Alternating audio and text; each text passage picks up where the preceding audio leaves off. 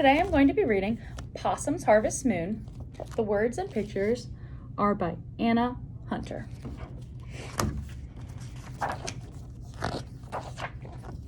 Possum awoke one autumn evening. Shining through the grass was the biggest, brightest yellow moon.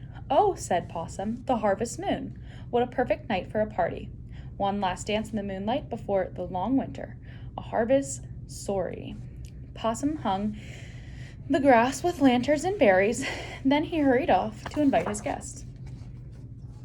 "Mice, mice," Possum cried at the meadow's edge. "Come to my harvest moon party. We must gather seeds for the winter," said the mice. "We are too busy to come to your party."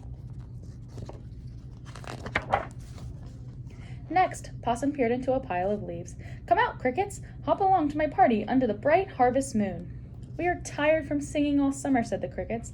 "The night air is too cold now, and this leaf pile is so snug."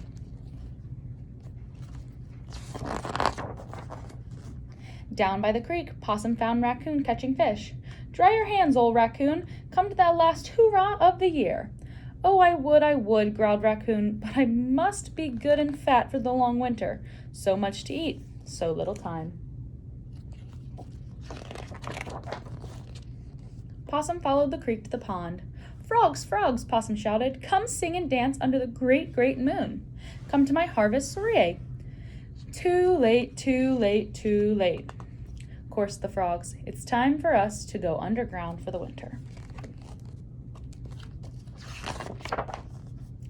Possum turned sadly towards home. He looked up at the twinkling sky. "Oh, fireflies, could you come to my party?" The fireflies twinkled silently back at him. "How could they work on such a beautiful night?" Possum asked himself. "How can they think of sleep in such moonlight?" He put on his hat and sat alone, looking up at the great harvest moon. The great harvest moon rose higher. It shone down through the grass and under the leaves. It made every tired and busy creature pause. It was a moon that made them dream of dancing and eating and singing. Toes twitched and voices hummed. How could they possibly miss Possum's soiree?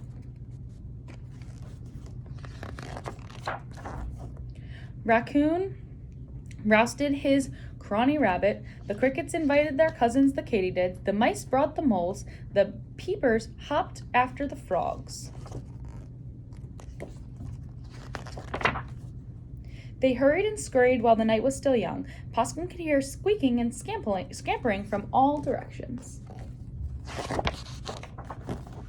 And the guests arrived. They brought seeds and berries, fiddles and songs. All together they gazed up at the face of the great harvest moon. Rabbit and Raccoon settled in down by the food.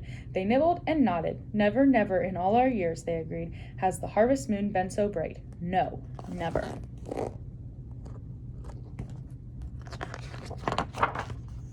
The mice danced until the crickets played every jig twice, and the frogs grew hoarse from singing. The firefly lights flickered and dimmed. A cool breeze rustled over every tired creature as the moon sank low. It was time to go home.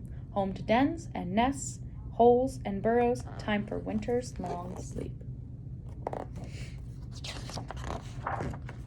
"Good night," squeaked the mice. "Great party," chirped the crickets.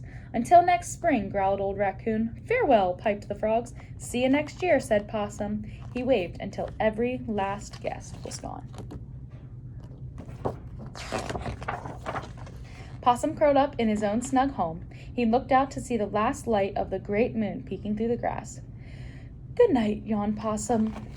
"Good night."